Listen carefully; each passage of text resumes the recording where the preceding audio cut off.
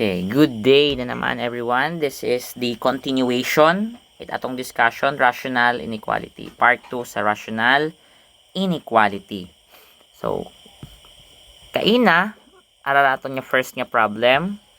x negative 7 over x minus 1 is less than 0. Tanggalon na natin dahil nga second problem na nga natin.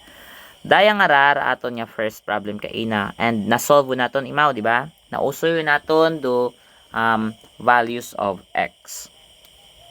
Now, next naton nga pag-solve is dayang ara nga x plus 6 over x squared minus 5x minus 24 is greater than or equal to 0. Kung mapansin ninyo, dayang ara nga una natong problem, medyo madali imaw.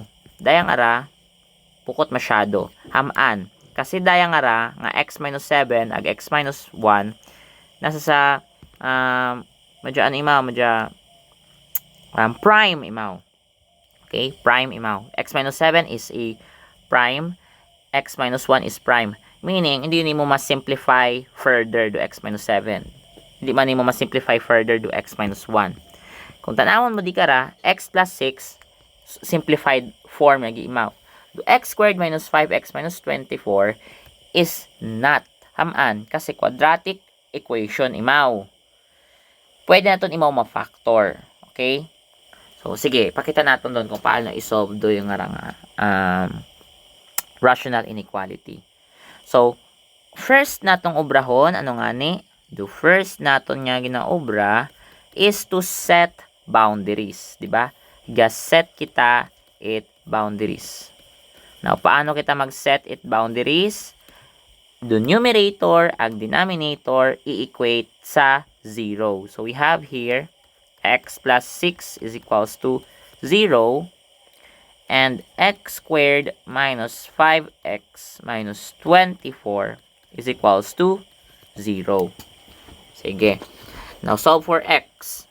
So, x is equals to negative 6. Now, di kara sa seko sa denominator, kung mapansin ninyo, hindi natin nga gaya ma-equate sa 0. Or di natin mausoy row x kasi quadratic equation imaw. Meaning, daywang ka-binomial do iya sa rayang equation.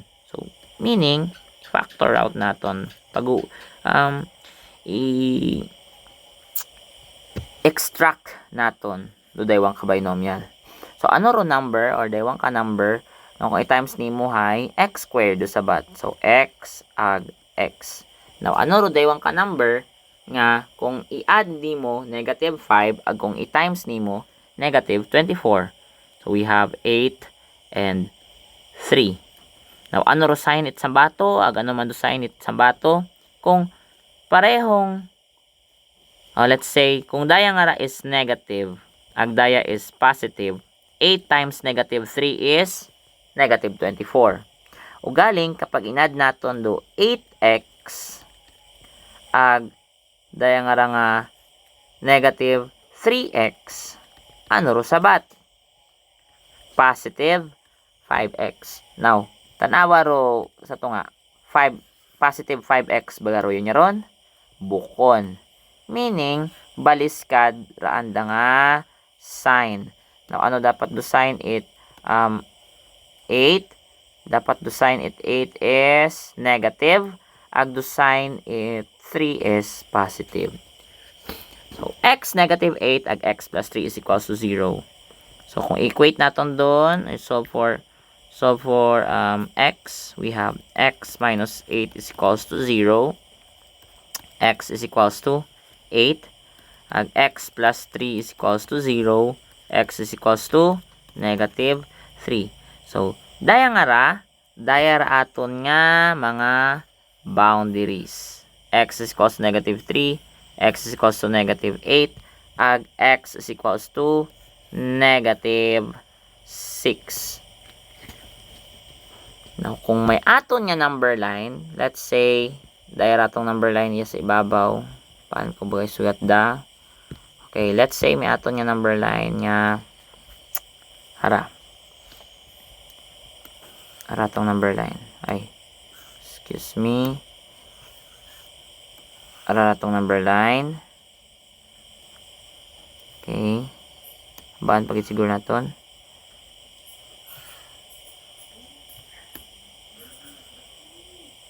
Okay. So, hara tong number line. Unahon ay natag pinakamaisot. Do pinakamaisot sa tatlong ara is negative 6. Kaya mo makitaan. Dero negative 3. Agdayamat aro positive 8. Now divided into 4 regions aton nga number line. So may aton iya nga A, may aton iya nga B, may aton iya nga C, ag may aton iya nga D. Now ro A pad dito sa negative infinity, ag ro aton nga D pad tumat sa positive infinity. So isog-isog na ko sang kiri anay raya. There. So second step naton, tag naobraw naton or nausoy naton the boundaries, do pangaywan natong obrahon, sugat ko di kara. Naunigin ka mo magsugat kara ha kung gasabat ka mo sa exam. The second natong obrahon is to test the boundaries. Nabilonggid man baga mga boundaries nga ron sa atong inequality, tan-awon naton. So we have here our inequality x plus 6. Sugat lang naton iya. So x plus butang si babaw ah. So x plus 6 over x squared minus 5x minus 24 is greater than or equal to 0. So i-test naton na. Test naton anay ro if x is equals to negative 6, if x is equals to negative 3, and x is equals to 8. I-test naton. So if x is equals to negative 6, we have here negative 6 plus 6 over negative 6 squared minus 5 times negative 6 minus 24 is greater than or equal to 0. Bet, tanaw na natin iswag. Ano natin dito sang kiri ay gagutok sa aton nga. Okay, ron. Na kung tanawon natin dahil nga negative 6 plus 6 ay 0 do sabat, di ba? Negative 6 plus 6 is 0. So we have here 0 all over. Now, maskin ano paro sabat sa idagom nga ra, maskin ano paro sabat di kara, 0 malang gihapon imaw. Since 0 divided by any number, okay, 0 divided by any number is 0. So, maski maginanalin pa mo yat pilang milyon pa mo riya, or simplify pagid naton, 36 plus, kasi 5 times 6 is, 30 minus 24. Maski maginalin-alin pa mo ri karon doon, daan ang sabat karon is 0. So, we have here, 0 is greater than or equal to 0. Now, is this true?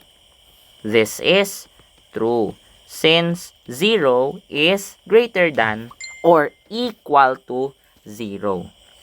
Meaning, true do negative 6. How about do negative 3?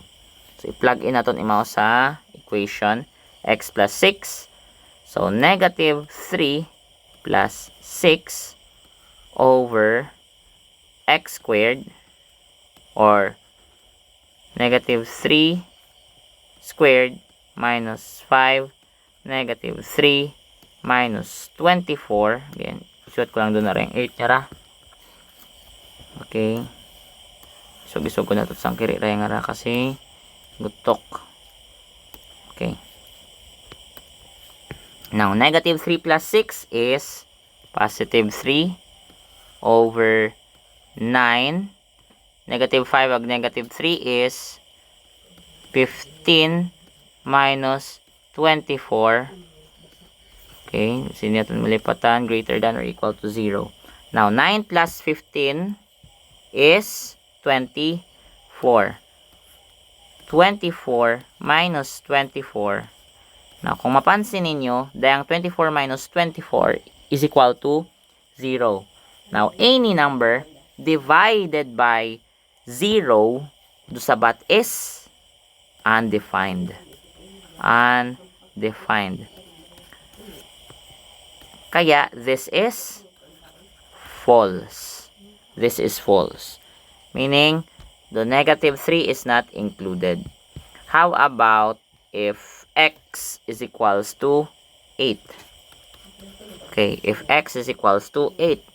Kasi 8 daton niya, 8 daton. Sambato sa boundaries. If x is equals to 8, then 8 lang. So, nato naman.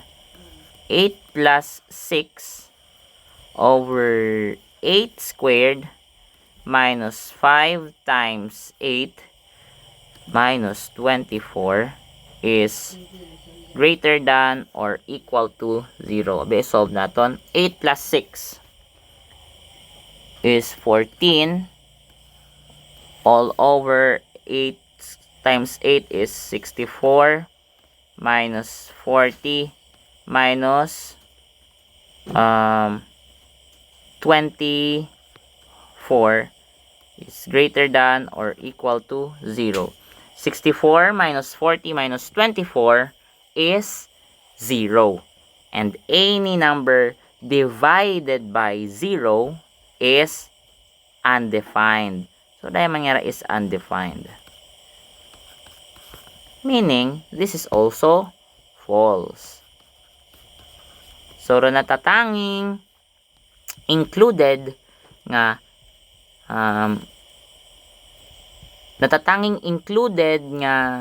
boundary is negative 6. So, adto kita sa number line. So, imaw malang, ro negative 6 malang, dumay solid figure. Solid. Kasi imaw malang do included. Wait lang gali. This is false. This is false. Okay, this is true. So, meaning, imaw malang do makutom do circle. Okay ha? Tandaan ninyo na. Kung makutom nga circle, meaning included do boundary. Iyawan kita sa next step naton or sa last step naton. Kaya sa last step nga ra, got test points yun kita. Okay? So, meron tayong 4 na regions. Sa region A, or test A, we have, pag-aonin natin tayo nga. So, up at daton nga regions. So, test A, test B, test C, ag test D. Okay.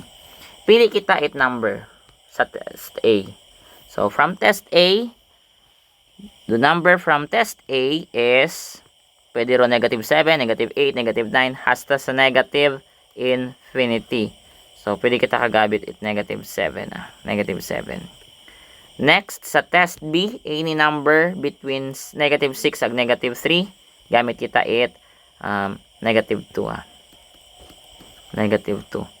So, test A, negative 7, negative 2. Sa test C, gamito natin do any number between negative 3 ag 8 is let's say pwede abiro negative 2, negative 1, or 0. 0. Ag sa test D, we will use 9. So, again, usuyo natin do boundaries nga true sa next na video. Padayon natin da sa next nya